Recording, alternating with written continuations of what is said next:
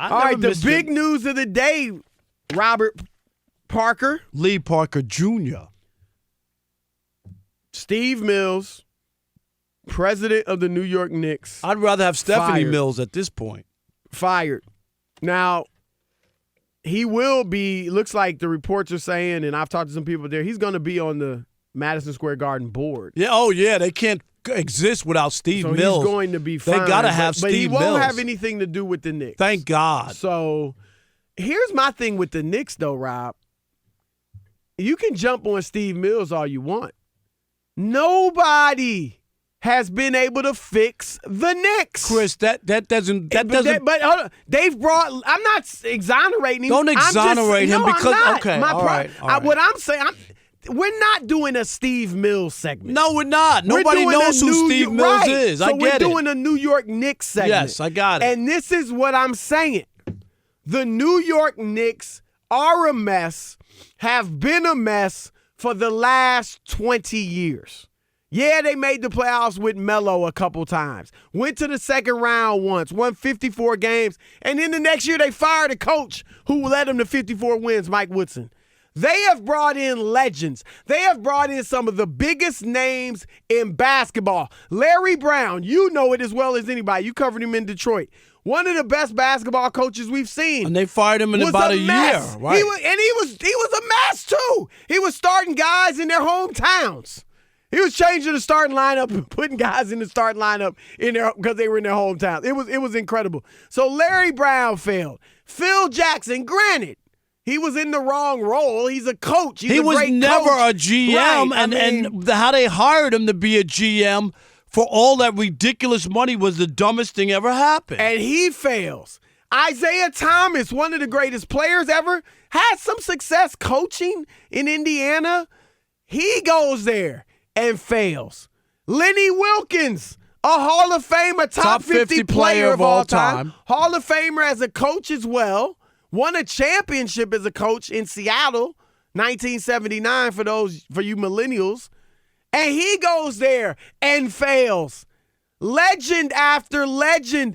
Every one of them left New York with their tail between their legs. Every one of them.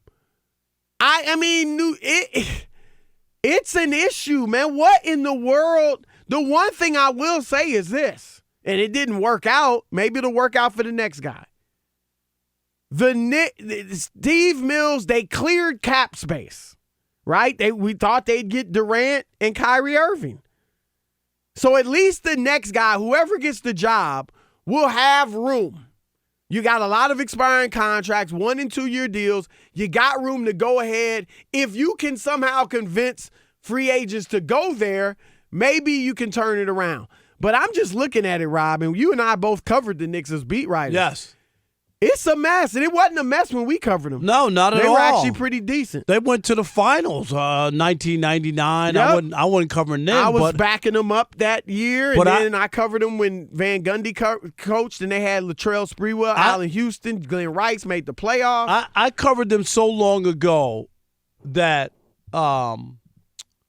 Rick Pitino was the coach. That's when I remember, and they won, and they swept the 76ers. Early in his career. Mark Jackson and Rod Strickland. Yep. And after they swept them down, it was a 3-game series, I think. 3 out of 5. 3 out of 5. They win the 3 games, they sweep them, and the broom and the crew, custodial crew, had brooms. Those 2 guys, they grabbed the brooms from them and went across the Spectrum floor because they had swept them, man. I'll never forget that. They were so excited. And that was the Rick Pitino team. He got that team. If you remember, they won 50 games. Right. They were pressing. And they pressed the whole year. Like, everybody's like, oh, you can't get NBA. They pressed the entire year, won 50 games, and made it to the second round of the playoffs. Mark Jackson's rookie year was incredible. It really was. I covered Mark, too, in college. It was one of his best years. So, do you think the Knicks are – I think some people would say they're the worst franchise in sports. I don't know that I go that far, but who would you say they are, or would you throw somebody else out? Yeah, first on the Knicks, just the whole thing, Chris, is still there's one constant, and that's the owner. And that's why he has to get the blame because he keeps hiring the wrong people. Even with the Phil, we knew that was a money grab, didn't you? He had never put together. He won a lot, but he didn't put the teams together. So I thought that was a bad situation. And Steve Mills, I know he played basketball at Princeton and whatnot, but I don't know if he should have been the president of the organization. I just wonder about that. I named a lot of legends. No, I get it. And you can always look. I hear you on Phil. He was a coach, not an executive. But you got franchises hiring agents.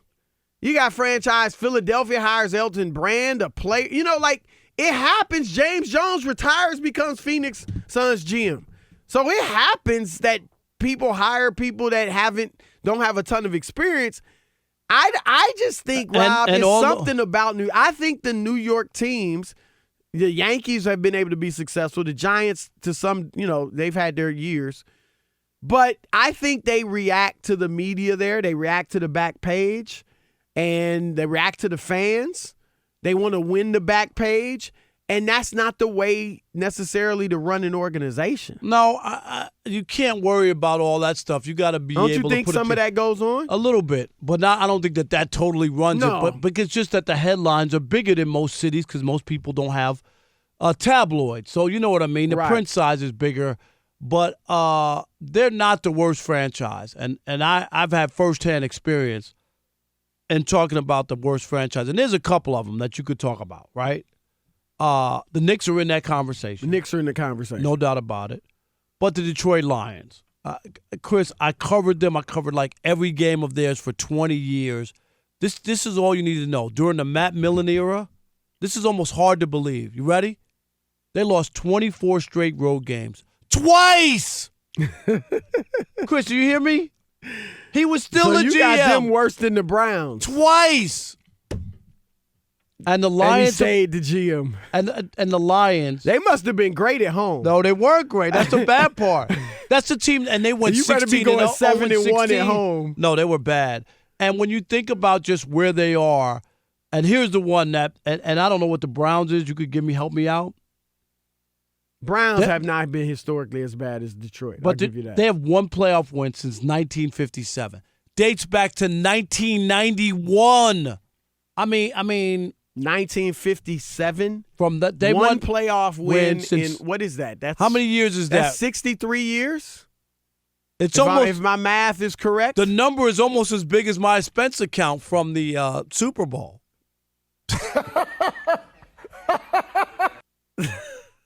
I hope they're laughing upstairs. The people that's supposed to pay your expense account. I hope they're laughing. Hey, they know what to do with me. Just rubber stamp it. Do not read the fine print. Look at you. Just rubber stamp it. You got it like that, huh? Hey, the Browns, I'm looking. Now, when did the Browns have what?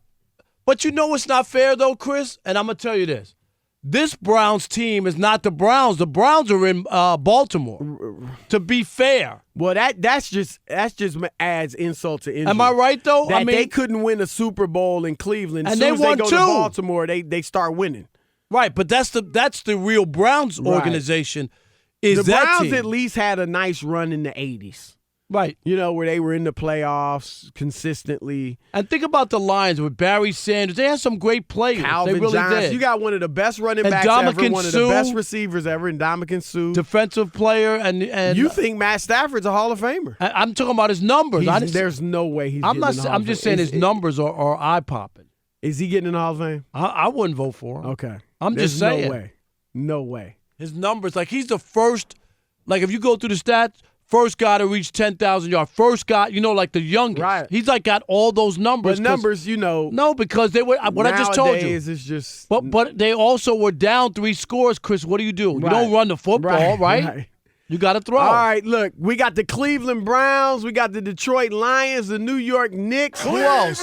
Who is the worst? Maybe somebody we failed to mention. Who is the worst Jacksonville run franchise? Well, Jacksonville was at least in the AFC Championship a couple years ago. Who's the worst run franchise in sports? How about baseball? How about baseball? How about the New York Jetropolitans? Would they go on that list or no? I think they're in the discussion. They're not the worst. And but baseball, the thing that was crazy, Chris, for a long time, the Cubs could never win. They won a World Series. So that eliminates that. The Red Sox went 86 years without winning. They won a World Series. So Washington's I'm looking pretty around. bad.